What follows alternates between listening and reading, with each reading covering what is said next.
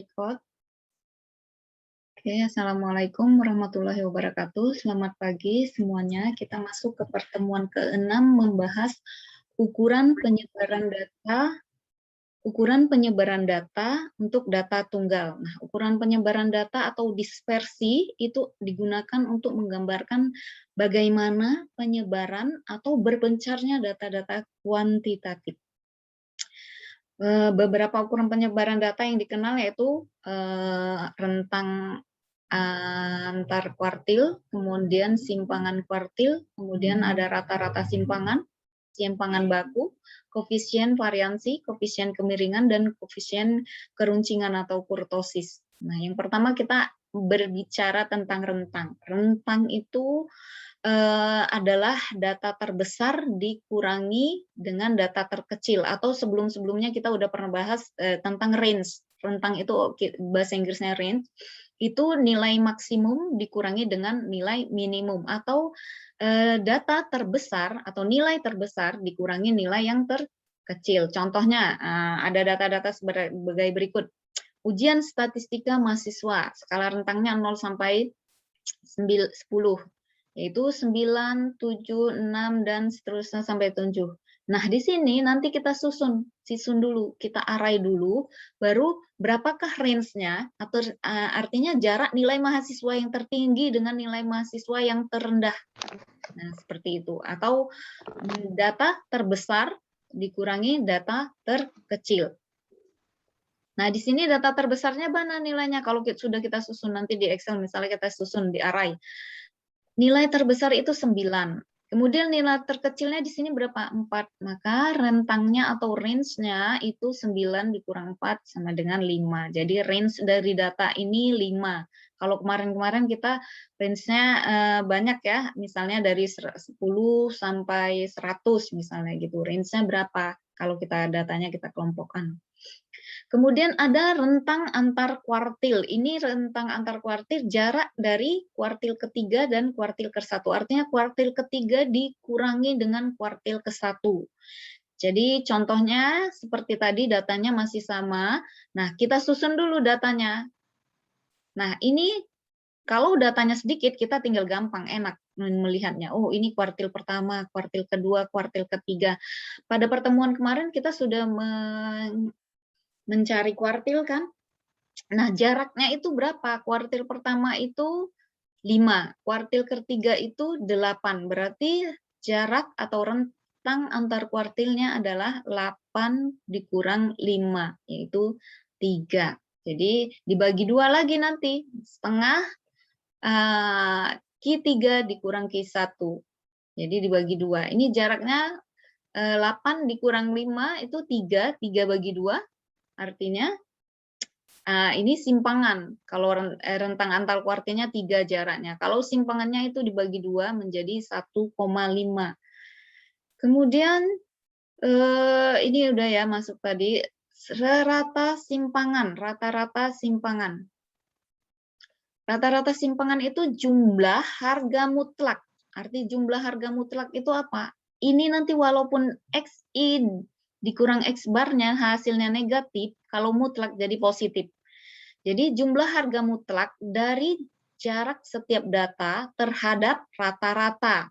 Jadi jarak setiap data, jadi XI-nya terhadap rata-ratanya, X barnya dibagi banyaknya data. Jadi rumus ini kalau saya buat kalimatnya, jumlah harga mutlak dari setiap data terhadap rata-rata hitungnya. Jadi setiap data itu datanya itu apa? XI. Terhadap rata-rata hitungnya itu apa?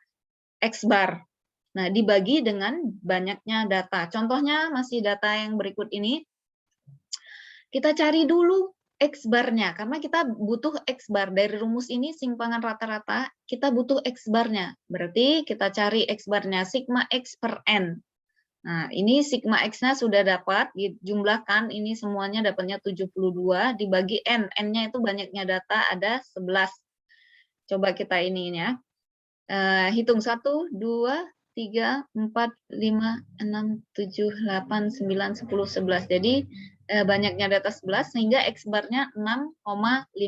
Ini nilai rata-ratanya. Nah, kemudian kita kurangkan Jadi di sini absolut, artinya mutlak. Jadi 4, ini kita ini kan tadi sudah kita susun ya, susunannya nih 4 dikurang 6,5 di sini. 5, data kedua 5, 5 dikurang 6,55 dan seterusnya hingga menghasilkan 1,41. Itu rata-rata simpangan. Kemudian ada simpangan baku atau standar deviasi. Nah, ini standar deviasi atau sampel diberi simbol S. Nah, ini. Dan standar deviasi untuk populasi disimbolkan dengan tau. Tau ini. Jadi ada S, ada tau. Nah, pangkat 2 dari standar deviasi ini disebut dengan variansinya. Sehingga standar deviasi itu simpangannya ya, penyimpangan data-datanya. Misalkan datanya pusatnya di mana, penyimpangannya berapa. Itu jadi di sini sebut standar deviasi. Sehingga nanti varian sampelnya adalah S kuadrat. Kalau standar deviasi S, berarti varian sampelnya adalah S kuadrat. Dan untuk populasinya adalah tau kuadrat. Jadi demikian S dan S kuadrat merupakan statistik, sedangkan tau dan tau kuadrat merupakan parameter atau ukurannya. Nah, rumus dari S itu tadi atau standar deviasi, akar dari sigma FI kuadrat, XI kuadrat, artinya jumlah datanya dikuadratkan, dikurang. Jumlah data dipangkat 2-kan dibagi dengan N. Dibagi dengan N kurang 1.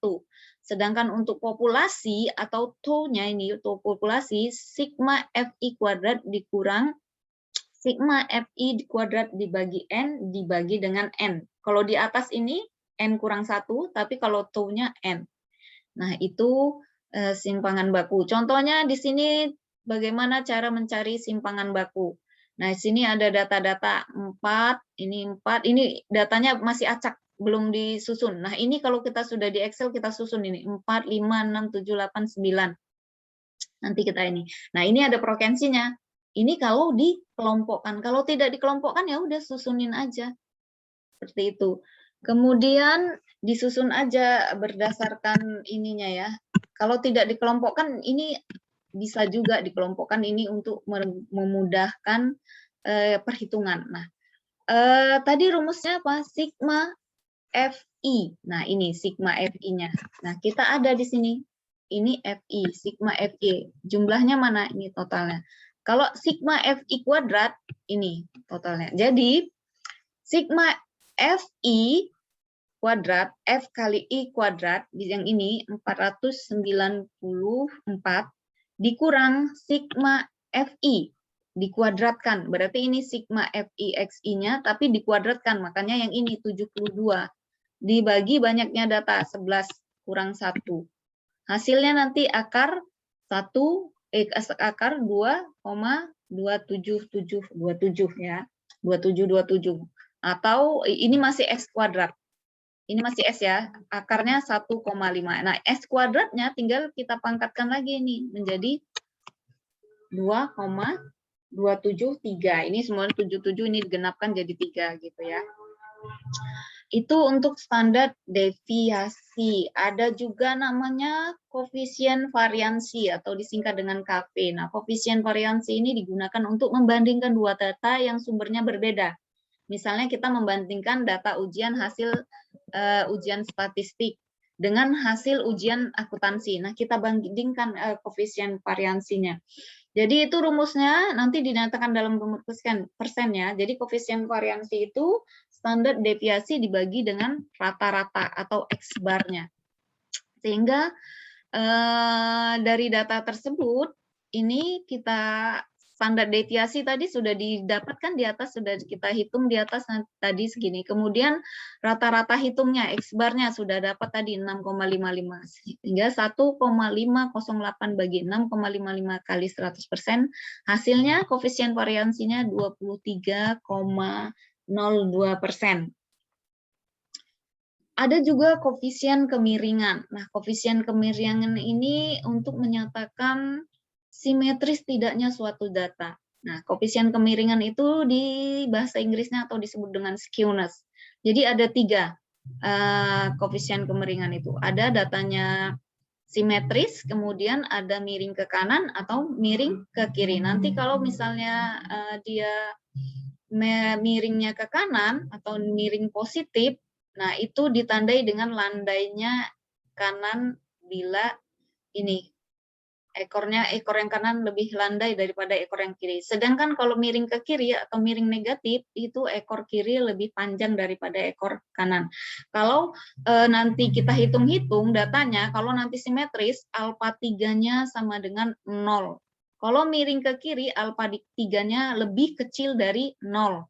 Kalau miring ke kanan, alfa 3-nya lebih besar dari 0. Kalau dari gambar grafik, nanti ciri-cirinya ini, kalau miringnya ke kanan berarti ekor yang kanan lebih panjang daripada ekor yang kiri. Tapi kalau misalnya nanti di dalam grafik distribusi negatifnya negatif, berarti ekor yang kiri lebih panjang daripada ekor yang kanan. Seperti itu. Kalau dari angka, tinggal enak aja. Kalau misalnya alfa 3-nya sama dengan 0, berarti simetris. Kalau lebih kecil 0, miring ke kiri. Lebih besar daripada 0, miring ke kanan. Nah, rumus alfa 3 ini bisa menggunakan rumus Pearson. Rumus Pearson itu menggunakan simpangan rata-rata, bukan simpangan, maksudnya nilai rata-rata X barnya dikurang median dibagi dengan S.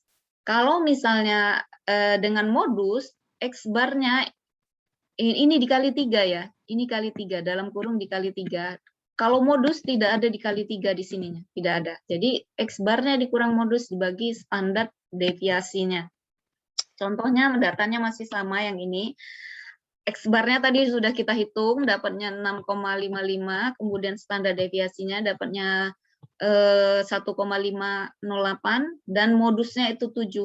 7 itu nilai yang paling banyak. Jadi kita menggunakan modus, berarti rumusnya yang ini. Menggunakan yang modus. Berarti X bar berarti 6,55 dikurang 7, modusnya dibagi dengan S, standar deviasi. Sehingga nanti dapatnya negatif 2,98. Dari angkanya ini negatif berarti lebih kecil daripada 0. Sehingga miring ke kiri. Jadi seperti itu.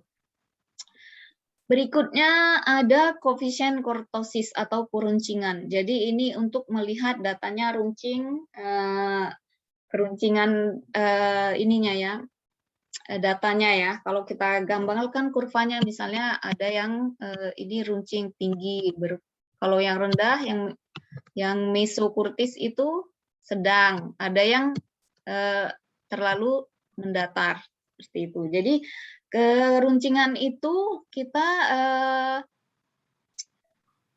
apa ya? Distribusi ini dinyatakan dengan kurtosis, simbolnya alfa 4. Jadi kalau alfa 4 ini untuk menandakan keruncingannya atau kurtosisnya. Rumusnya sendiri setengah Q3 dikurang Q1 dibagi dengan presentil 90 dikurang presentil ke 10. Contohnya tadi nanti kita bahas yang tadi ini. Nanti kalau kita hitung-hitung, kalau alfa 4-nya atau keruncingannya itu menghasilkan 0,21, 0,263, ini berarti disebut mesokurtis. Artinya mendatar atau sedang-sedang aja, puncaknya sedang. Kalau lebih besar daripada 0,263 berarti ini leptokurtis, lebih besar. Artinya nanti puncaknya tinggi. Leptokurtis itu puncaknya tinggi. Sedangkan lebih kecil dari 0,263 itu disebut platikurtis. Jadi puncaknya rendah seperti saya gambarkan tadi.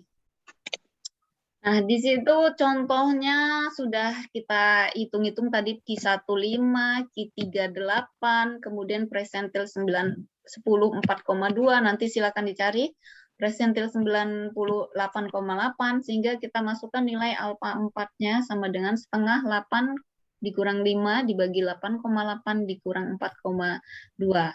Hasilnya alfa 3-nya 0,362, berarti lebih besar. Berarti ini nanti jadinya leptokurtis. Sampai sini ada pertanyaan? kemarin kita sudah belajar cara mencari presentir, kuartil ya kan? Data-datanya ini juga seperti itu, tinggal rentang antar kuartil. Nah, data-datanya kemarin sudah saya saya share yang ini ya, coba saya share yang Excel-nya. Nah, contohnya kemarin sudah saya share ini kan, ini datanya ini, data mentah. Ini data mentah yang belum disusun. Nah, ini sudah disusun rapi. Nah, kita butuh yang ini ya, untuk apa? Untuk mencari alfa 3-nya atau kemiringan dan keruncingannya. Daerah kuartilnya nanti kamu ini presentil ke-10, ini 90, nanti presentil ini kuartil ketiga, kuartil ke-1, ini kuartil ketiga.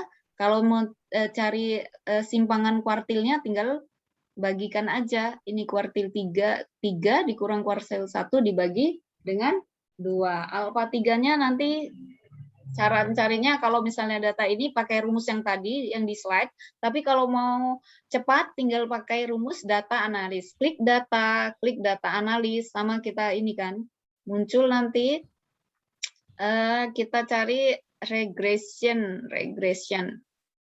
Tetap kita cari regression, kita klik OK, kita masukkan input, bukan regression ya, maksudnya statistik deskriptif. Nah, kita input range-nya itu data yang sudah rapi, sudah array ya, kita input, kemudian kita klik summary statistiknya, nanti muncul dia seperti ini. Nah, ini dia muncul seperti ini. Kemarin sudah kita bahas, ini median, ada standar kesalahannya, errornya, ada standar deviasinya, variansinya ada. Nah, seperti itu. Kalau kita ingin mengetikkan misalnya ini kemarin sudah saya ajarin juga cara mencari nggak pakai ini, tapi langsung pakai rumus aja ya kan. Kuartil, kemudian pilih range-nya. Range-nya itu dari sini, klik sini, kita sebut kuartil berapa. Jadi kita ketik, 1, itu kuartil 1-nya. Seperti itu. Nah, hasilnya, sorry. Ini yang hanya ngurang yang kemarin aja. Misalkan saya ketik sama dengan kuartil. Nah, kita klik ini datanya. Klik, jangan sampai sum-nya juga ya. Sorry, sum-nya di sini ya. Nah, itu ketik kuartilnya, kemudian pakai koma. Di sini minta array. Array itu kita blok tadi yang sudah disusun. Baru di sini ada kuartil. Kita kasih koma, baru kita mau cari kuartil keberapa. Kalau kuartil ke-1, kita kliklah kuartil 1, enter. Nah, ini 62,5.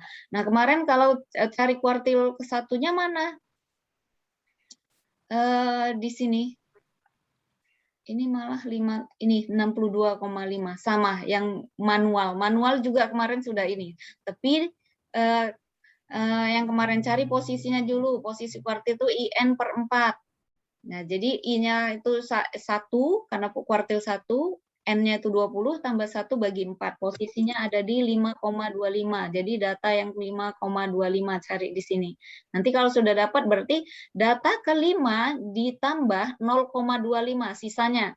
Dikali data ke-6 dikurang data ke-5. Seperti itu carinya. Kalau ini seperti ini. Nanti kalau skewness, kita tinggal cari aja kalau kemiringan, skew. Nah, di sini udah ada skewness. Skew. Ada nggak skewness? Ini sama nggak dengan skew yang di sini ya? Nah, kita klik ini. Kalau skew-nya ada ya. Klik, terus dia minta apa ini? Skewness. Skewness number. Ini skew sama skewness ini sama nggak ya? Saya agak bingung nih rumusnya. Coba saya iniin aja. Negatif 0,75. Nah, sama di sini skewness-nya. Negatif 0,75. Nah, yang ini kemarin bukan rumus persen, tapi rumus momen yang kita gunakan. Jadi ada banyak. Kalau untuk data berkelompok, rumus momen, rumus persen, ada rumus yang pakai modus, median, seperti itu. Kalau kurtosis sama dengan kurtosis. Nah, Kita klik aja, kita klik, sama kita blok dulu, enter, dapat hasilnya 0,96. Sama nggak di sini? Kurtosisnya. Nah, sama di sini yang data analis. Tapi kalau misalnya kemarin kita menggunakan rumus momen, alfa 4-nya itu dapatnya 3,1. Nah, kalau rumus momen itu batasannya 3. Kalau sama dengan 3 berarti mesokurtis. Kalau lebih kecil daripada 3, platikurtis. Jadi intinya kita mau rumus siapapun itu intinya kita gambarnya kan tahu mana yang mesokurtis, platikurtis, dan leptokurtis. Seperti itu. Ada pertanyaan? Dari sini kita kembali ke slide. Jadi nanti kalian coba misalnya datanya ini ada ini, kalian bisa hitung kok dapatnya segini sih. Nah, bisa mulai hitung.